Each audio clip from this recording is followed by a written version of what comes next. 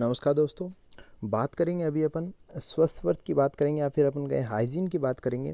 काफ़ी दिनों से थोड़ी रिक्वेस्ट भी आ रही थी कि हाइजीन के बारे में कुछ बताइए, कुछ इम्पोर्टेंट बताइए। तो हाइजीन एक ऐसा सब्जेक्ट हो जाता है कि जिसके बारे में हालांकि डिटेल्स में बात कर सकते हैं, अपन करेंगे भी आगे, लेकिन फ़िलहाल मुझे लगा कि आपको जो है जो इम्पोर्टेंट टॉपिक्स हैं कौन कौन से आते हैं एग्ज़ाम में, किस प्रकार से पूछे जाते हैं, उनके आंसर्स किस प्रकार से अपने को अटेम्प्ट करने हैं, ये सब बातें अपन यहाँ पे करेंगे।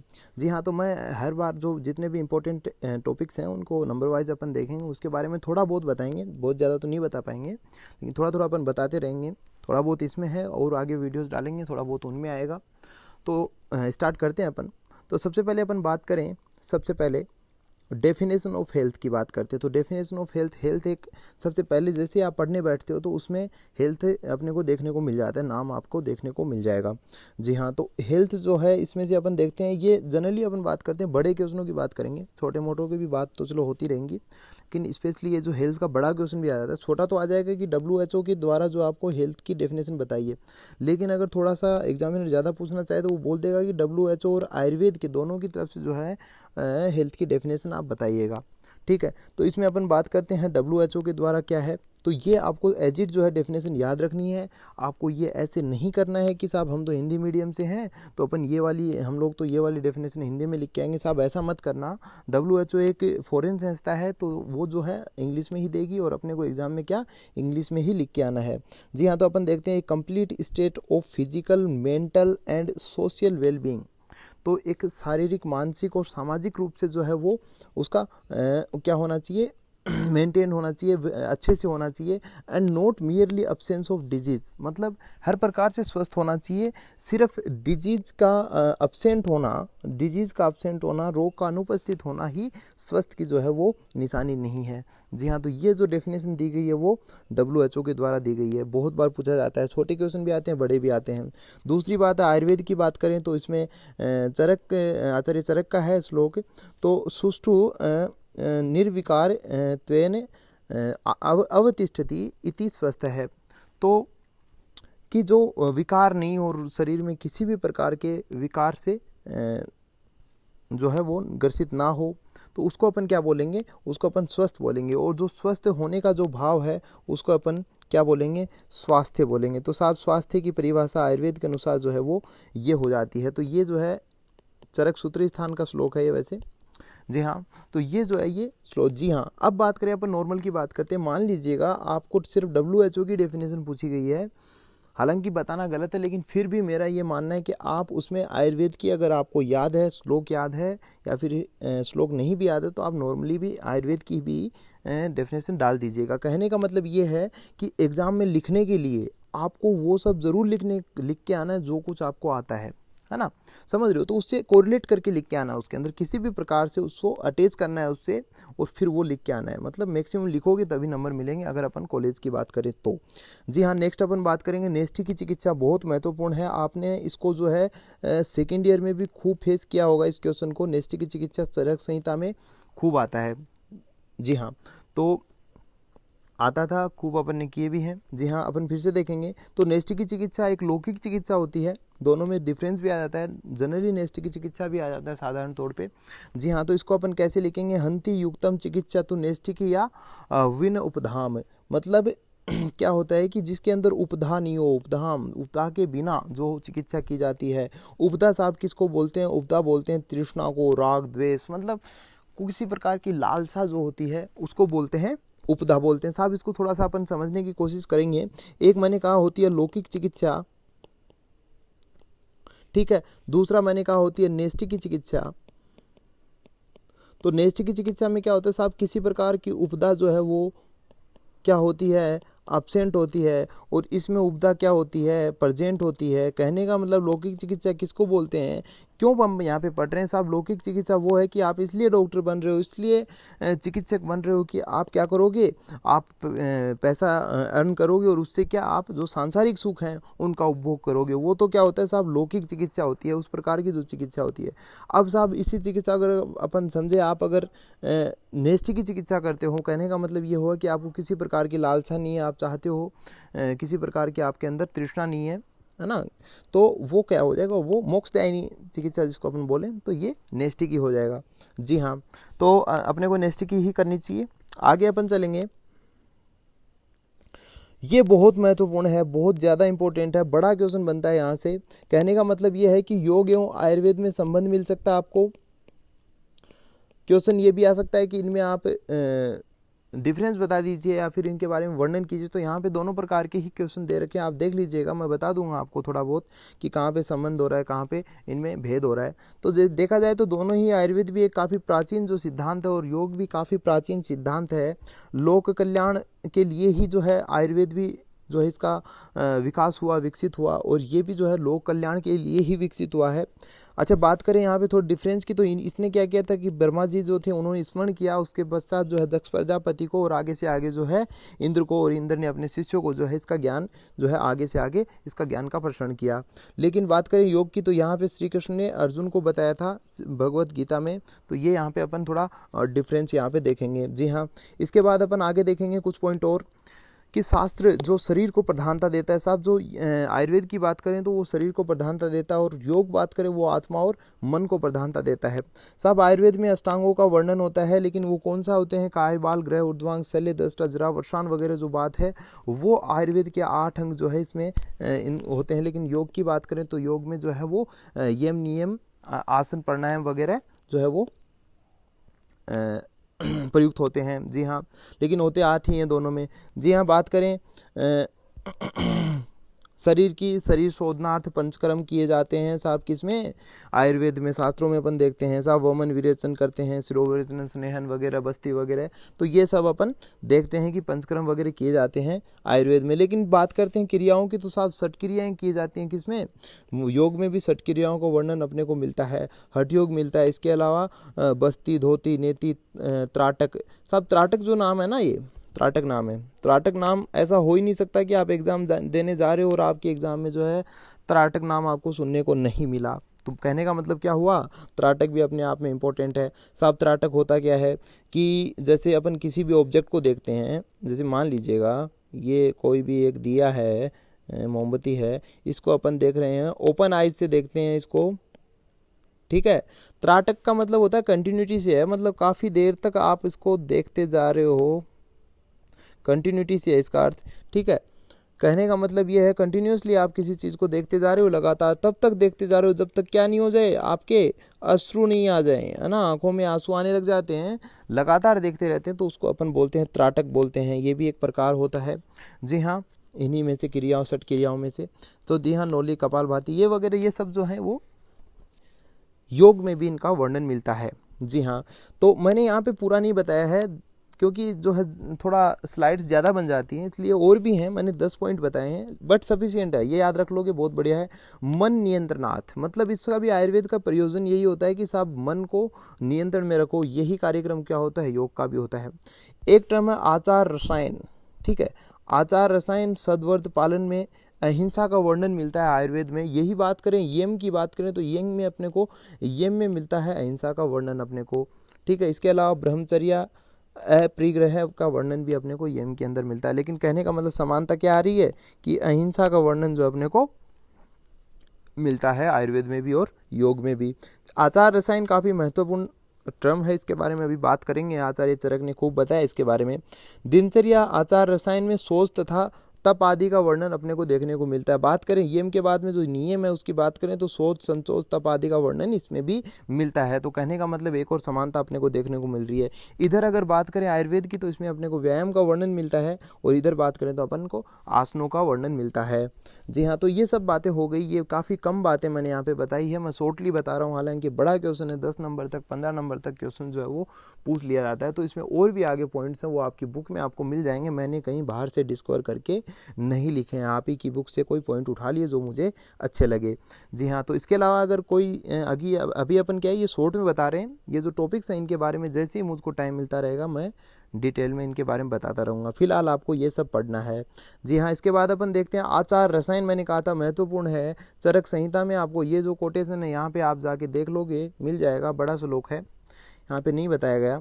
जी हाँ, तो होता क्या है आचार रसायन में, क्या कुछ बताया गया है उसमें, ये कहा गया है कि सत्य बोलना, क्रोध न करना, मद्य व मैथुन से दूर रहना, हिंसा न करना, श्रम से अधिक परिश्रम न करना, प्रियवादी मतलब अच्छा बोलने वाला, जप व पवित्रता का पालन करना, धैर्यशील, दान और तपस्वी, तो ये सब होना चाहिए। ये आचार रसायन के बारे में कहा गया है। हिंसा न करना, दया, पूर्ण निद्रा लेना, घृत दुग्ध का सेवन करना, इंद्रियां नियंत्रण में करना, तो ये सब जो है आचार रसायन में बताया गया है। जी हाँ, तो इसके अलावा बात करेंगे अपन नेक्स्ट पॉइंट की, ये पूछ लेते हैं सिंपली आचार रसायन, फिर उसमें अपने को ये सब लिखना होता है। बैलेंस डाइट, बैलेंस डाइट का साहब क्वेश्चन बैठ जाता है आपको 5 नंबर से लेके 10 नंबर तक, जनरली 5 नंबर का ही मान के चलिएगा। तो अपन देखेंगे, थोड़े से पॉइंट इसके देख लेते हैं, बैलेंस डाइट क्या होता है। हो सके जहाँ तक मैं आपको बताना चाहूँगा, जो मॉडर्न पोर्शन जो है उसको कोशिश करना कि आप मॉडर्न में ही लिख के आएँ, कहने का मतलब इंग्लिश में ही लिखने का प्रयास करें, है ना। मैं हिंदी का विरोध नहीं कर रहा हूँ, हिंदी के पक्षधर हूँ मैं, ऐसी कोई बात है नहीं, लेकिन फिर भी यहाँ पे थोड़ा सा अपने को अगर मेडिकल लाइन की बात करें तो अपने को इंग्लिश की आवश्यकता पड़ती है। जी हाँ, बिल्कुल। सबसे पहले बात करेंगे a balance diet. Balance diet की डेफिनेशन देख रहे हैं कि balance diet is one which provides all the nutrients in required amount, मतलब ज़रूरत के अनुसार जो है, जितने भी शरीर में न्यूट्रिएंट्स की ज़रूरत है उसके अनुसार जो डाइट अपने को वो अवेलेबल करवा रही है ना, वो न्यूट्रिएंट्स, तो उसको अपन क्या बोलेंगे, बैलेंस डाइट बोलेंगे। एंड प्रॉपर प्रोपोर्शन, एक प्रॉपर अनुपात में। जी हाँ, इसके बाद अगला जो लाइन है, ये एक लाइन होगी 1 नंबर की। दूसरी है the quantities of food meet the nutrient requirement with respect to age. अच्छा, जो क्वांटिटी मिल रही है अपने को खाने की, वो किसके विद रेस्पेक्ट मिल रही है, किसके अनुसार मिल रही है, एज के अनुसार। कहने का मतलब अगर एज आप अगर यंग हो तो आपकी डाइट थोड़ी ज़्यादा ही रहेगी, वृद्ध हो तो आपकी डाइट थोड़ी सी कम हो जाएगी, और डाइट के जो कंटेंट्स है वो भी चेंज हो जाएंगे। जेंडर की बात करें तो अगर आप मेल हो तो कहने का मतलब थोड़ी हेवी डाइट रहेगी, फीमेल हो तो थोड़ी सी कम रहेगी। फिजियोलॉजिकल स्टेटस की बात करें तो अगर आप थोड़े तगड़े आदमी हो, मोटे हो, मोटे इन द सेंस बलवान हो, तो आपकी डाइट हेवी रहेगी, गुरु आहार रहेगा आपका। और कमज़ोर हैं तो वो समझ रहे हैं फिजिकल एक्टिविटी, आप कितना काम करते हो, अधिक काम कर रहे हो तो आपकी जो डाइट है वो हेवी हो सकती है। जी हाँ, तो ये बैलेंस डाइट की बात हो रही है। 1-2 पॉइंट अपन और देखेंगे कि बैलेंस डाइट में क्या होना चाहिए, क्या प्रोवाइड कराना चाहिए, किस अनुपात में होना चाहिए। तो जो अपनी टोटल कैलोरीज जो होती हैं उनका जो 50 to 60% जो है वो गेन हो रहा है, होना चाहिए किससे, कार्बोहाइड्रेट से। कार्बोहाइड्रेट किस में होती है साहब, रोटियों में होती है। तो अपन सबसे ज़्यादा क्या खाते हैं साहब, रोटियाँ खाती हैं। अब कुछ लोग साहब हम तो चावल खाते हैं साहब, चावलों में भी क्या होता है, कार्बोहाइड्रेट ही होता है। तो मैक्सिमम पोर्शन अपना क्या होता है, यही होता है। दूसरा है प्रोटीन्स का बात करें, PROTEINS है प्रोटीन्स, ठीक है। तो प्रोटीन्स की बात करें अपन तो इसकी जो डाइट अपनी रहेगी 10 से 15% रहेगी, और फैट की बात करें तो 20 से 30% रहेगा। जी हाँ, तो ये अपने बैलेंस डाइट में ये जो है वो प्रोवाइड होना चाहिए। अगली बात अपन करेंगे कि और क्या क्या अदर देन न्यूट्रिएंट्स, तो नॉन न्यूट्रिएंट्स भी होते हैं, जैसे कि डाइटरी फाइबर्स हो गए, एंटीऑक्सीडेंट्स हो गए, फाइटोकेमिकल्स हो गए। तो ये सब अपने को कहाँ से मिलते हैं साहब, ये अपन जो स्पीसीज़ वगैरह खाते हैं ना, जैसे हल्दी हुई, गार्लिक हुआ, है ना, तो मिर्च मसाले जो होते हैं वहाँ से अपने को गेन होते हैं एंटीऑक्सीडेंट, डाइटरी फाइबर, ये फाइटोकेमिकल्स वगैरह, तो ये सब अपने को वहाँ से मिल जाते हैं। तो ये सारी चीज़ें किस में होनी चाहिए, एक बैलेंस डाइट में होनी चाहिए। जी हाँ, तो ये यहाँ तक अगर बात करें तो आपको अगर इतना लिख के आते हो तो आपको काफ़ी अच्छा जो है वो मार्क्स आपको मिल जाएंगे। जी हाँ, आगे अपन बात करते हैं आहार विधि विशेष आयतन। साहब ये जो एक इकलौता ऐसा बहुत महत्वपूर्ण टॉपिक है जो कि BMS फर्स्ट ईयर से लेकर आपको BMS फाइनल ईयर तक जो है आपको परेशान करता रहेगा। कहने का मतलब परेशान क्या करना, आता रहेगा। तो कहने का मतलब पहली साल ही आप आते ही पढ़ लेते हो, उसको मैं जानता हूँ, और अभी तक भी इम्पोर्टेंट बना रहता है। तो थोड़ा बता देते हैं, इसमें मैंने बहुत कुछ नहीं लिखा है, सिर्फ 8 नाम लिखे हैं। आप जानते हो इनके बारे में बहुत कुछ पढ़ना होता है, तो कभी वक्त मिलेगा तो इसके लिए अलग से वीडियो बनाया जाएगा। काफ़ी महत्वपूर्ण टॉपिक है हर साल के बच्चे के लिए। थोड़ा सा अगर अपन नकारना चाहें तो अगर BMS सेकेंड ईयर की बात करें थोड़ा कह सकते हैं कि नहीं आएगा। और आगे अगर बात करें अपन फर्दर एग्ज़ाम्स की, PG लेवल तक की बात करें, AIA PGET की बात करें अपन, तो उसमें भी बहुत इसका रोल रहता है। जी हाँ, इसका मतलब क्या होता है कि विधि का मतलब होता है विधान, और हितकर या अहितकर मतलब होता है विशेष, या फिर आयतन का मतलब होता है हेतु। कहने का मतलब आप जो भोजन कर रहे हो, वो जो आहार कर रहे हो, वो आपके लिए हितकर होगा कि नहीं होगा, इसका आकलन कौन कर रहा है? ये जो 8 जो हैं बताए गए हैं आहार विधि विशेष आयतन, ये जो उसका आकलन करेंगे, ठीक है। जी हाँ, कि वो क्यों हितकर है, क्यों अहितकर है, या फिर आपके लिए कौन सा रहेगा, समझ पा रहे हैं अपन, ठीक है। तो ये सब प्रकृति उसकी कैसी रहेगी, है ना, उसको संस्कारित किया गया है कि नहीं। मान लीजिए अगर संस्कार की बात करते हैं जिसमें अग्नि सन्निकर्ष का नाम आता है ना। फॉर एग्जांपल अपन देख रहे हैं, अब आप रोटियां आप खा रहे हो, तो अगर आपने अग्नि सन्निकर्ष किया, अग्नि के साथ उसका संयोग किया, ढंग से पकाया है, अच्छे से संयोग हुआ, तो वो आपके लिए क्या रहेगा? हितकर रहेगा। लेकिन साहब अग्नि सन्निकर्ष में थोड़ी कमी रख दी है, तो वो कैसे रहेगा? आपके लिए अहितकर रहेगा। तो ये मतलब है आहार विधि विशेष आयतन का। और ये जो 8 पॉइंट है, इनके बारे में डिटेल में लिखना होता है। बड़ा क्वेश्चन बनता है इसका, 10 नंबर का क्वेश्चन बनता है।